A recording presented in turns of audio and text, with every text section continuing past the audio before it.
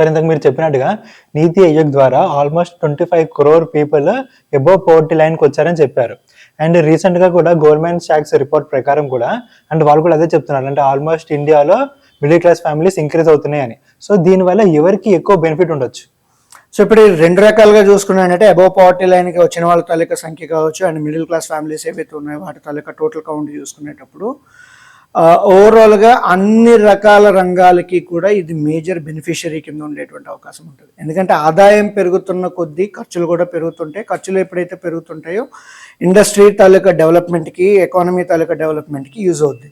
And at the same time ఆదాయం ఎప్పుడైతే పెరుగుతుందో ఖర్చులు పోగా మిగిలినటువంటి అమౌంట్ ఏదైతే ఉందో అది కూడా మళ్ళీ మనం ఫైనాన్షియలైజేషన్ చేస్తున్నాం, అంటే డబ్బులు దాచుకుంటున్నాం అంటే డైరెక్ట్గానో ఇండైరెక్ట్గానో ఎకానమీకి మళ్ళీ వృద్ధి చేయడానికి. ఆ డబ్బులు దాచుకుంటున్నాం అంటే అయితే బ్యాంకుల్లో పెడతాం, లేకపోతే మ్యూచువల్ ఫండ్స్లో పెడతాం, లేకపోతే పోర్ట్ఫోలియో మేనేజ్మెంట్లో పెడతాం, లేదంటే ఎవరైనా బిజినెస్ స్టార్ట్ చేస్తున్నారంటే వాళ్ళకి లెండ్ చేస్తూ ఉంటాం. సో ఏ రకంగా చూసుకున్నా కూడా ఆదాయం పెరుగుతున్నది అనేటప్పుడు ఆబ్వియస్లీ అది ఎకానమీకి రెండు రకాలుగా కూడా ఉపయోగపడుతుందని చెప్పేసి అని చెప్పుకోవచ్చు.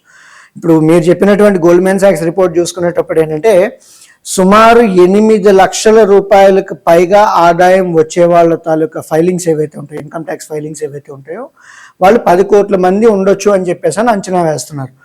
10 కోట్లు అనేటువంటిది ఇప్పటికే ఐటీఆర్ ఫైలింగ్స్ ఏవైతే ఉన్నాయో సుమారు 8 కోట్ల మంది ఆల్రెడీ లాస్ట్ ఫైనాన్షియల్ ఇయర్ అనేటువంటిది ఫైల్ చేయడం జరిగింది. ఇప్పుడు ఆ రకంగా చూసుకునేటప్పుడు ఏంటంటే ఇన్కమ్ ట్యాక్స్ ఎవరు ఫైల్ చేస్తారు? మోర్ దాన్ 2.5 lakhs ఇన్కమ్ ఉన్న వాళ్ళు మాత్రమే ఫైల్ చేస్తారు కాబట్టి.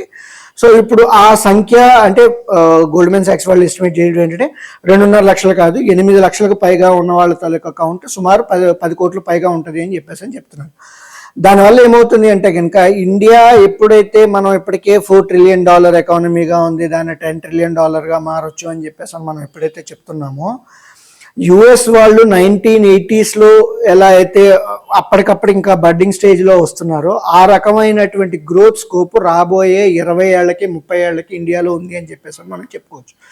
It is going to be a growth story of India అని చెప్పేసి ఎవరు అడ్డు చెప్పినా అడ్డు చెప్పకపోయినా సరే సరైనటువంటి ఆర్థిక విధి విధానాలు ఉంటే కనుక, ప్రొవైడెడ్ గవర్నమెంట్ సపోర్ట్ కూడా స్ట్రాంగ్గా ఉండి గవర్నమెంట్ పాలసీస్ కూడా అదే లెవెల్లో ఉంటే కనుక దాన్ని 30 ఏళ్ళకు బదులు 20 ఏళ్లలో చేయగలుగుతాం. $10 trillion ఎకానమీగా మారాలి అనుకునేటప్పుడు. ఇన్ఫ్యాక్ట్ $10 trillion కాదు, చైనాని బీట్ చేయగలిగేటువంటి కెపాసిటీ రాబోయే 2 దశాబ్దాల్లో అంటే రాబోయే 20 ఏళ్లలో వస్తుంది అని చెప్పేసి అని క్లియర్ కట్గా చెప్పుకోవచ్చు.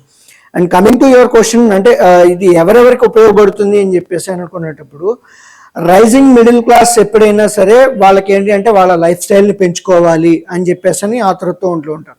అంటే అప్పుడు ఏమవుతుంది అంటే మనం చెప్పుకున్నటువంటి బేసిక్ మోపెడ్ తర్వాత 2 wheelers ఏవైతే ఉన్నాయో దాని నుంచి హై ఎండ్ బైక్స్కి అనేటువంటిది రావడం జరుగుతుంది. అంటే 80,000 రూపాయల బైక్, ₹1,00,000 బైక్ని వదిలేసి 2 లక్షల రూపాయల బైక్, 2.5 లక్షల రూపాయల బైక్లు అనేటువంటి కొనుక్కోవడం కావచ్చు.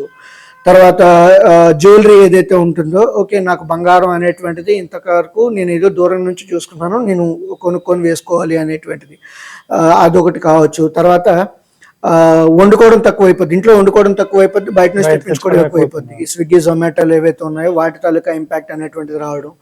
తర్వాత మెడికల్ ఫెసిలిటీస్ ఏవైతే ఉన్నాయో మామూలు బేసిక్ లెవెల్ క్లినిక్స్ నుంచి వచ్చేటప్పటికి ఏంటంటే కార్పొరేట్ మెడికల్ హెల్త్ సెంటర్స్కి వెళ్ళడం అనేటువంటిది కూడా జరుగుతూ ఉంటుంది. అండ్ నెక్స్ట్ వచ్చేటప్పటికి చిన్న సైజ్ మిడ్ సైజ్డ్ కార్స్ ఏవైతే ఉన్నాయో small and mid sized cars నుంచి ఏంటి అంటే ఎస్యూవీ లెవెల్కి అనేటువంటిది రావడం అనేటువంటిది ఒకటి చెప్పుకోవచ్చు. ఆల్రెడీ ఇప్పటికే ఆ ట్రెండ్ అనేటువంటిది చూస్తున్నాం. 6 లక్షల రూపాయలు, 5 లక్షల రూపాయలు, 8 లక్షల రూపాయలు కార్ తాలూకా సేల్స్ అనేటువంటి తగ్గిపోయాయి. ఇప్పుడు అంటే సేల్ అవుతున్నవన్నీ కూడా 10 లక్షలు 15 లక్షలు మధ్యలో ఉన్నటువంటి కార్స్ తాలూకా సేల్స్ ఎక్కువగా ఉన్నాయి. ఇదే ఇంపాక్ట్ రాబోయే రోజుల్లో కూడా జరుగుతూ ఉంటుంది.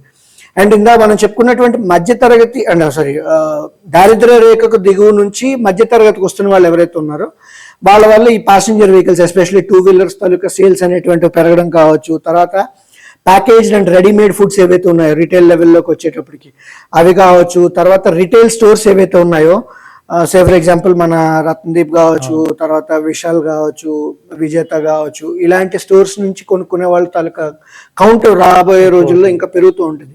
అంటే గీసి బేరాలాడే రోజులు పోయాయి అనమాట. సో ఓకే నేను కొనగలిగే స్టేజ్ ఉంది కాబట్టి ఓకే నేను బేరాడాల్సిన పని లేదు కాబట్టి నాకు దగ్గరలో ఏది ఉంటే నేను దాని నుంచి తెచ్చుకుంటాను, లేదంటే ఇన్స్టామార్ట్ నుంచి నేను తెచ్చుకుంటాను, దంజో నుంచి తెచ్చుకుంటాను అని చెప్పేసి ఈ టైప్ ఆఫ్ కేటగిరీ పీపుల్ ఎక్కువగా పెరుగుతుంటారు అనమాట.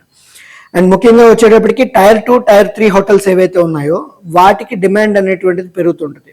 And at the same time leisure travel ఏదైతే ఉంటుందో ఆల్మోస్ట్ లాస్ట్ ఇయరే సుమారు 2.5 కోట్ల మంది విదేశాలకు వెళ్ళడం జరిగింది.